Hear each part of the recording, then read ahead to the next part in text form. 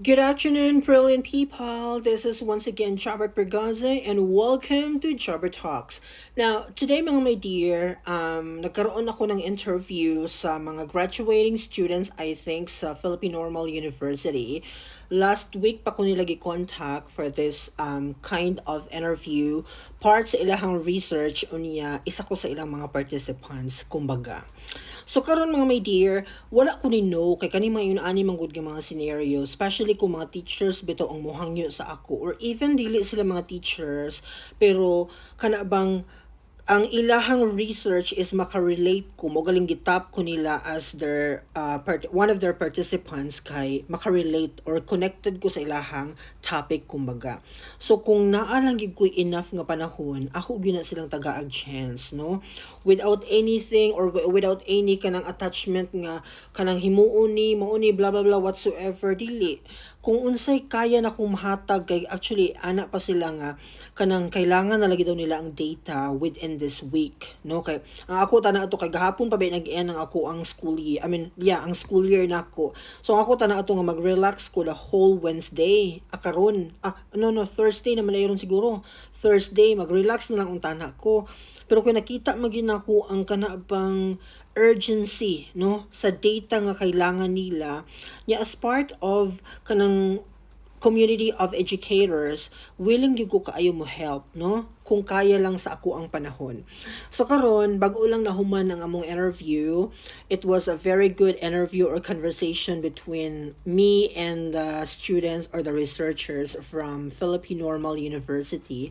Mga bright yung mga bata no mailhan gini mo when it comes sa ilahang kanang ability to talk to you, makita gini mo ang ilahang quality as a person.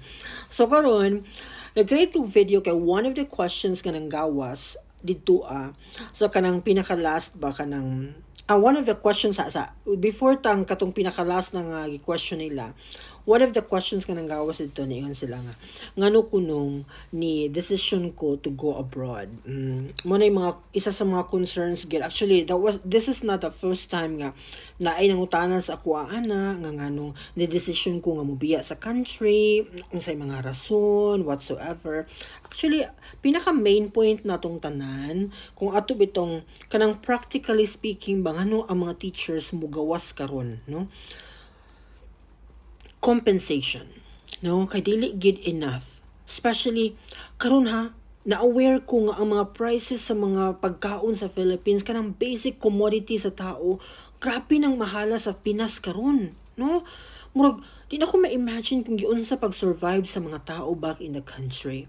So, isa gid sa mga reasons nga nung ang usa ka Filipino teacher mugawas gid siya, no matter how difficult it is for her to survive in another country, mag-desire gid siya nga mo abroad. Tungod kay ang atong teachers in the Philippines dili good enough ang atong nadawat or madawat nga salary for us to survive. Mo na isa ka main reason, no?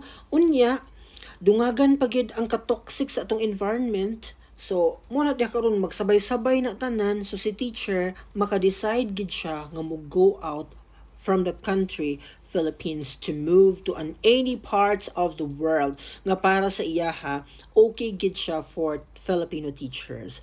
So karon gwapo ang conversation na mo as I said to you. Daghan sila yung mga question nga gipang ngutana sa kuha, giun sa ko pag-survive in this country, unsay mga adjustment nako.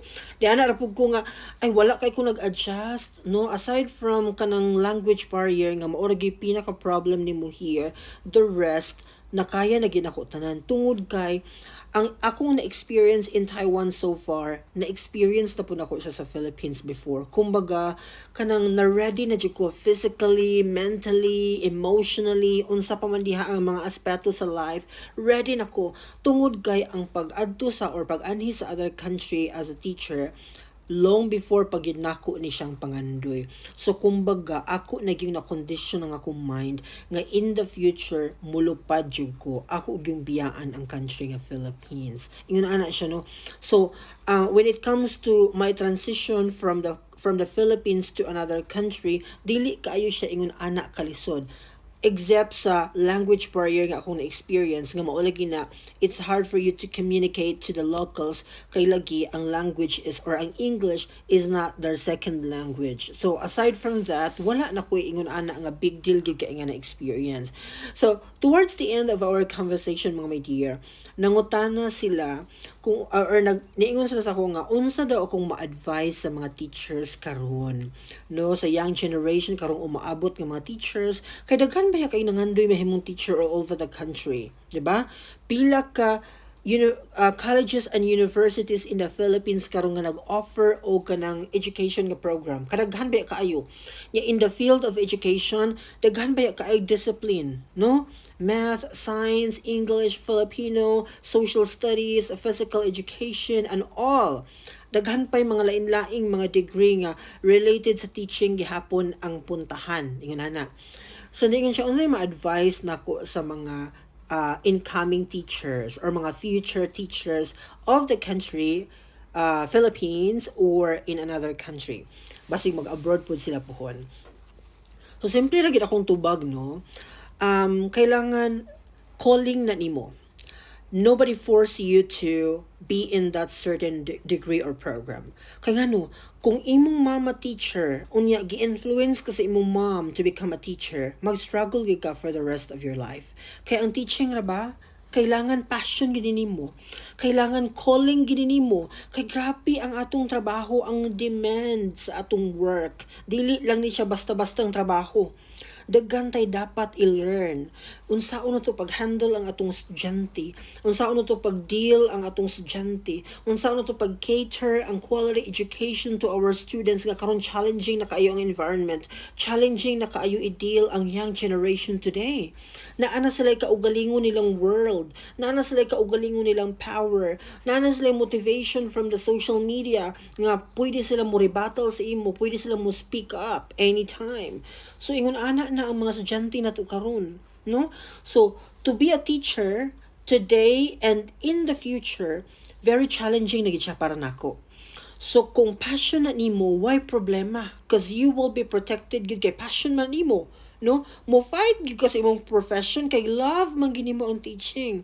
Pero kung mao lagi na akong giingon, kung gi-force lang ka from anybody or kana bang na influence lang ka sa imong mga kapamilya, sa imong mga friends just because common sa inyong lugar nga nahimong mga teachers, imong mga friends, delikado na siya kay mag-suffer ka sa whole life nimo aning kalibutan na. So samtang naa pa mo'y chance mga my dear nga mo get away from teaching. I'm not saying nga gi-discourage ta mga mahimong teacher ha, but gitagaan ta mo warning nga difficult na gikaayo mahimong teacher karon. Not only in the Philippines, even in another country. Di na ginato ma-control ang society karon. Natay mga bata nga mo argue sa atua. Natay mga bata nga magpakitang gilas. Natay mga bata nga intelihente, kuan ba nga sila gyud maayo kaysa sa atua, no? I-question na nila ang atong credibility in front of them. Murag ana bitaw. So pangandam mo mga my dear teachers, kung maugi na inyong pangandoy, unya kailangan kabaluta sa technology, updated ta. Unya ang as a teacher pud kailangan bright gid ta, no? Kay unsa may atong i-offer sa atong estudyante kung walang-wala pud ta, di ba? As I said to you, mo compete na atong estudyante karon. So, kung inyo ginang pangandoy nga mahimong teacher pohon mga my dear, nothing is wrong about that. Padayon, keep going. No kay mao gina imuhang calling. But kung gi-force lang ka by anybody nga kuhaon na siya nga program, hawa gyud in tawon. Undangan na siya kay mag-suffer ka sa imuhang entire life. As I said to you, kung moingon sila nga hago ang mahimong doctor, hago ang mahimong nurse, hago ang mahimong police officer or whatever, lahi pud ang kahago sa teacher. No, nga ang atong trabahoon dili lang maglimit inside sa four corners sa atong room, ato pag na siyang pangbitbiton sa atong mga balay or anywhere else para lang ma-prepare nato ang atong mga lesson. Ing ana ka challenging ang atong profession, unya mo atubang tag crowd nga nagkailahi ang mga personality o behavior, orientation nila sa ilang mga kinabuhi. So kung dili ka ready nga mo deal ani nga mga butang, pangitag laing profession nga maoy makalipay sa imuhang kinabuhi puhon. As I said to you, in today's generation, challenging na kaayo mahimong teacher. But if you love this profession, maog yung imuhang calling, I'm sure you can also survive. Bye!